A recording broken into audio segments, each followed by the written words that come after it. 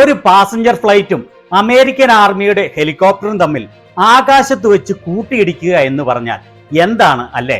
അതും അമേരിക്കയിൽ ഇങ്ങനെ സംഭവിക്കുക എന്ന് പറഞ്ഞാൽ എന്താണ് ഇതിന് കാരണം? എത്ര യാത്രക്കാരായിരുന്നു ഈ പ്ലെയിനിൽ ഉണ്ടായിരുന്നത്? ഇതിൽ എത്ര പേർ മരണപ്പെട്ടു?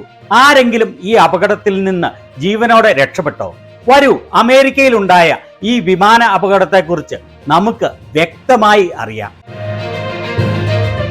അമേരിക്കയിലെ വാഷിംഗ്ടൺ DC-യിലാണ് ഈ അപകടം ഉണ്ടാവുന്നത്.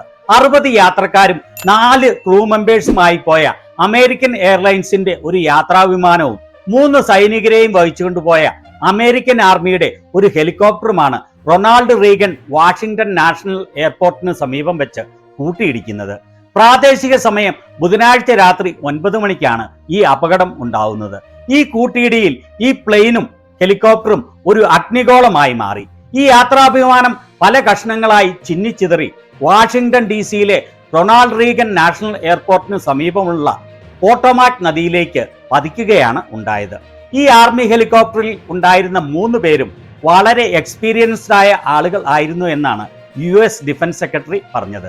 അമേരിക്കൻ എയർലൈൻസിന്റെ ഈ യാത്രാവിമാനം കാൻസസിലെ വിജിതയിൽ നിന്നും 60 യാത്രക്കാരും 4 ക്രൂ മെമ്പേഴ്സുമായി വാഷിംഗ്ടൺ DC-യിലേക്ക് യാത്ര തിരിച്ചതാണ്. US ആർമിയുടെ ഈ ഹെലികോപ്റ്റർ വിർജീനിയയിലെ ഫോർട്ട് വെൽ വയറിൽ നിന്നും 3 പട്ടാളക്കാരുമായി യാത്ര തിരിച്ചതാണ്. ഈ യാത്രാവിമാനം വാഷിംഗ്ടൺ DC-യിലെ എയർപോർട്ടിൽ ലാൻഡ് ചെയ്യാൻ തുടങ്ങുമ്പോഴായിരുന്നു ആർമി ഹെലികോപ്റ്റർ ഇതിൽ വന്ന് ഇടിക്കുന്നത്. ഇതിന്റെ ലൈവ് ദൃശ്യങ്ങളാണ് ഇത്.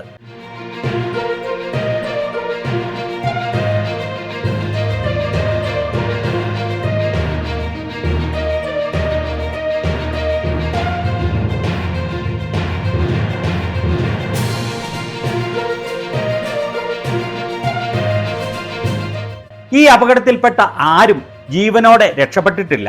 അതായത് ഈ അപകടത്തിൽപ്പെട്ട 67 പേരും കൊല്ലപ്പെട്ടതായാണ് അനുമാനിക്കുന്നത്.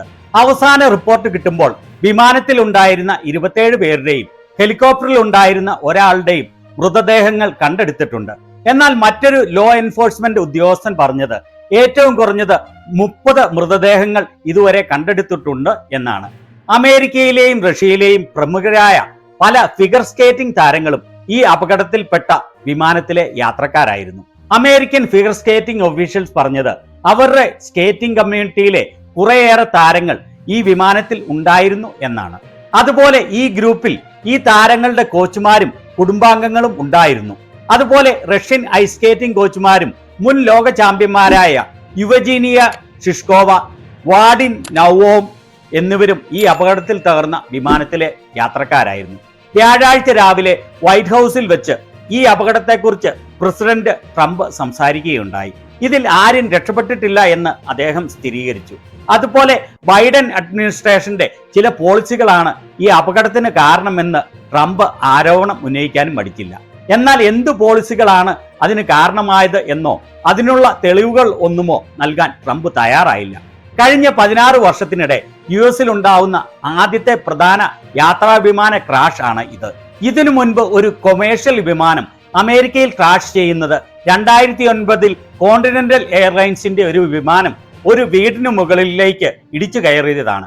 റൊണാൾഡ് റീഗൻ വാഷിംഗ്ടൺ നാഷണൽ എയർപോർട്ടിലെ എയർ ട്രാഫിക് കൺട്രോളറുടെ കമ്മ്യൂണിക്കേഷനിൽ നിന്ന് വ്യക്തമാകുന്നത് മിലിറ്ററിയുടെ ഈ ബ്ലാക്ക് ഹാക്ക് ഹെലികോപ്റ്ററിൽ ഉണ്ടായിരുന്ന ക്രൂവിന് അമേരിക്കൻ എയർലൈൻസിന്റെ യാത്രാവിമാനം കൂട്ടിയിടിക്കും മുമ്പ് വരുന്നത് അറിയാമായിരുന്നു എന്നാണ്. ഈ ഹെലികോപ്റ്ററിൽ ഉണ്ടായിരുന്ന ആളുകളോട് ട്രാഫിക് കൺട്രോളർ യാത്രാവിമാനം കാണാമോ എന്ന് ചോദിക്കുന്നത് കേൾക്കാമായിരുന്നു. ഈ റെക്കോർഡിംഗ് കേട്ടതനുസരിച്ച് 2 മിനിറ്റിന് ശേഷം എയർ ട്രാഫിക് കൺട്രോളർ ഹെലികോപ്റ്ററിനോട് യാത്രാവിമാനത്തിന്റെ പിന്നിൽ കൂടി കടന്നു പോകാൻ പറഞ്ഞിരുന്നു. 3 മിനിറ്റുകൾക്ക് ശേഷം air traffic controller helicopter crew മെമ്പേഴ്സിനോട് നിർദ്ദേശം കൊടുത്തു ഹെലികോപ്റ്ററിന് യാത്രാവിമാനം കാണാം, അതുമായി അകലം പാലിക്കണം എന്ന്. കൂട്ടിയിടിക്കുന്നതിന് തൊട്ടു മുൻപ് യാത്രാവിമാനം കടന്നു പോകാൻ വെയിറ്റ് ചെയ്യാൻ എയർ ട്രാഫിക് കൺട്രോളർ ഹെലികോപ്റ്ററിലെ ക്രൂവിനോട് പറഞ്ഞെങ്കിലും അതിന് മറുപടി ഒന്നും ലഭിച്ചില്ല.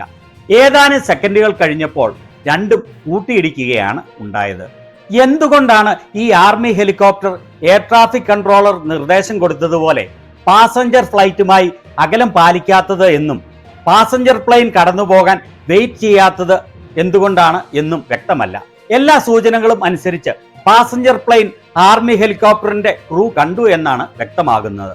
ഒരുപക്ഷെ അവസാന നിമിഷം വെപ്രാളത്തിൽ അവർക്ക് ഇത് നിയന്ത്രിക്കാൻ പറ്റാത്തതാവാം ഈ അപകടം ഉണ്ടാവാൻ കാരണം എന്നാണ് അനുമാനിക്കുന്നത്.